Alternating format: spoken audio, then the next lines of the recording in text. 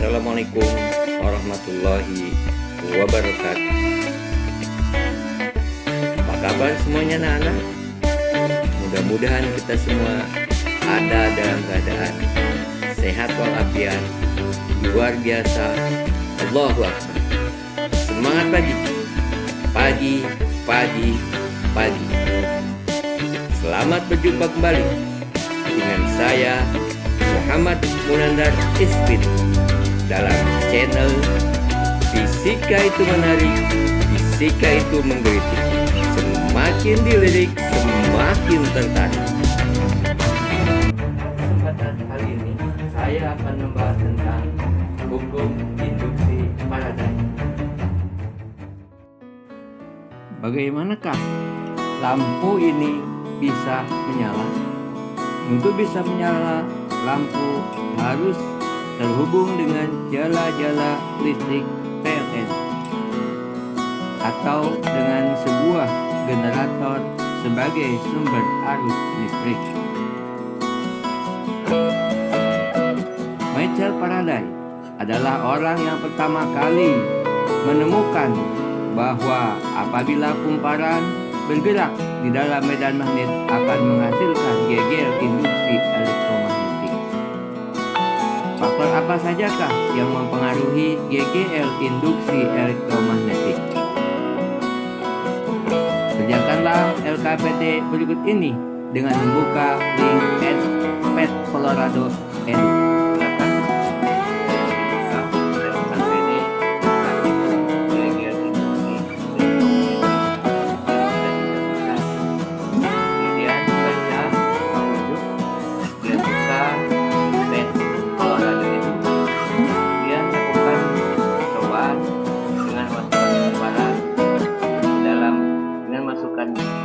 Magnet ke kumparan dan amati jarum janggal galvanometer.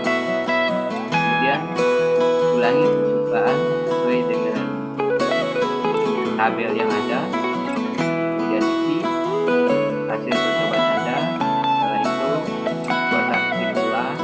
Kemudian hasilnya dilaporkan ke link tugas Google. Perhatikan percobaan virtual menggunakan pet Colorado Edu. Ketika sebuah magnet memasuki kumparan dengan lilitan banyak, maka kita peroleh gegel induksi yang maksimum. Kemudian kita masukkan magnet ke dalam kumparan dengan lilitan yang lebih sedikit, dan ternyata besarnya gegel yang diperoleh hanyalah separuhnya. Dari hasil percobaan diperoleh kesimpulan bahwa semakin banyak lilitan, maka semakin besar gegel induksi yang diperoleh. Sebaliknya, semakin sedikit lilitan, semakin sedikit GGL induksi elektromagnetik. GGL induksi magnetik sebanding dengan banyaknya lilitan yang dilambangkan dengan epsilon sebanding dengan N, di mana epsilon adalah gegel induksi dan N adalah jumlah lilitan. Sekarang kita bandingkan ketika magnet memasuki kumparan dengan kecepatan lambat dan dengan kecepatan tinggi.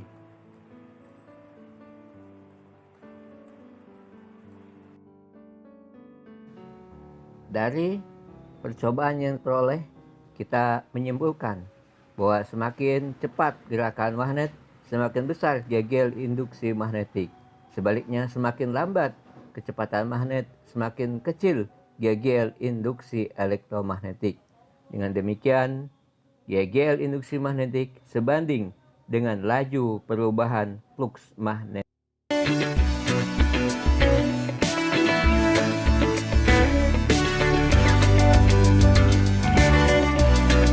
Percobaan ini maka dapat kita simpulkan bahwa gegel induksi magnetik sebanding dengan banyaknya lilitan dan laju perubahan fluks magnetik.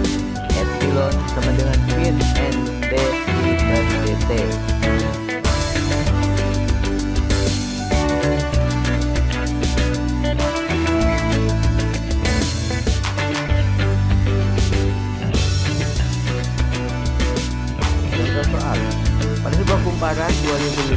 dalam waktu 0,01 detik terjadi perubahan flux magnetik sebesar 0,0005 Weber. Berapa gegel induksi yang timbul pada ujung lingkaran tersebut?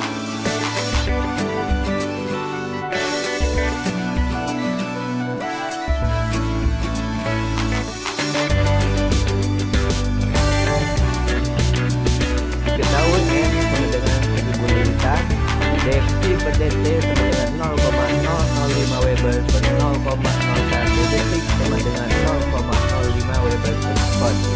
Ditanyakan epsilon, maka kita masukkan epsilon sama dengan min N dFc per dt sama dengan 0,05 Weber per sekon dikalikan dengan 1000 liter diperoleh epsilon sebesar 50 volt.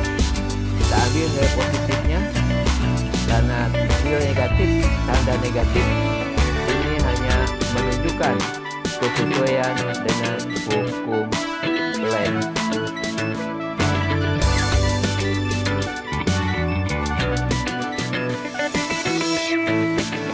Hukum Faraday pada kawat lurus. Besarnya gel induksi Faraday untuk N liter, epsilon sama dengan N dc per dt. Dengan memasukkan flux adalah D kali A, maka kita peroleh bahwa epsilon adalah min BLP, di mana B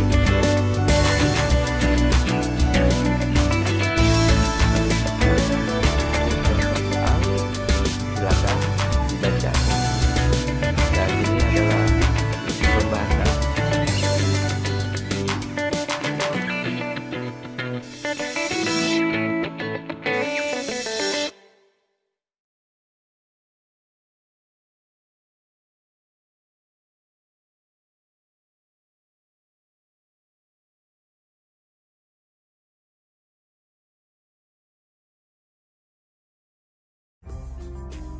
Karena tidak terdapat sumber tegangan eksternal seperti baterai, maka dalam rangkaian, arus listrik tidak mengalir. Jarum galvanometer tepat menunjuk angka 0. Selanjutnya sebuah magnet silinder, di mana kutub utara menghadap ujung solenoida, digerakkan mendekati solenoida, kemudian berhenti. Terlihat jarum galvanometer menyimbang ke kanan sesaat, tidak lama setelah itu kembali menuju angka 0. Nilai ini tidak berubah, meskipun magnet silinder masih diam di dalam solenoida. Ketika magnet solenoida ditarik keluar, jarum galvanometer ternyata menyimbang ke kiri sesaat, kemudian kembali menuju angka 0. Pada tutorial kali ini, kita akan berfokus pada arah dari arus induksi. Ketika kutub utara magnet silinder memasuki solenoida, jarum galvanometer menyimbang ke kanan. Artinya, arus listrik mengalir memasuki galvanometer dari solenoida menuju steker positif. Nah, arus listrik yang mengalir melalui solenoida ini akan menghasilkan medan magnet. Menggunakan aturan tangan kanan, arah dari induksi magnet pada solenoida adalah dari kiri ke kanan, atau ujung kanan solenoida adalah kutub utara, sedangkan ujung yang lain adalah kutub selatan. Setelah magnet silinder ditarik keluar dari dalam solenoida, jarum galvanometer menyimbang ke kiri. Artinya, arus listrik mengalir memasuki galvanometer dari solenoida menuju steker negatif. Arus listrik yang mengalir melalui solenoida akan menghasilkan medan magnet. Menggunakan aturan tangan kanan, arah dari induksi magnet pada solenoida adalah dari kanan ke kiri, atau ujung kanan solenoida adalah kutub selatan, sedangkan ujung yang kiri adalah kutub utara. Perhatikan, ketika magnet memasuki ujung solenoida, maka pada sisi tersebut akan tercipta kutub magnet yang sama. Sedangkan ketika magnet ditarik keluar dari solenoida, pada sisi tersebut akan tercipta kutub magnet yang berbeda. Artinya, induksi magnet yang masuk akan tertolak, dan induksi magnet yang keluar akan tertarik. Inilah yang dimaksud oleh Lenz sebagai induksi yang menentang perubahan. Karena Lenz merumuskan kesimpulan yang dikenal sebagai hukum Lenz. Jika GGL induksi timbul pada suatu rangkaian, maka arah arus induksi yang dihasilkan sedemikian rupa sehingga menimbulkan medan magnetik induksi yang menentang perubahan medan magnetik.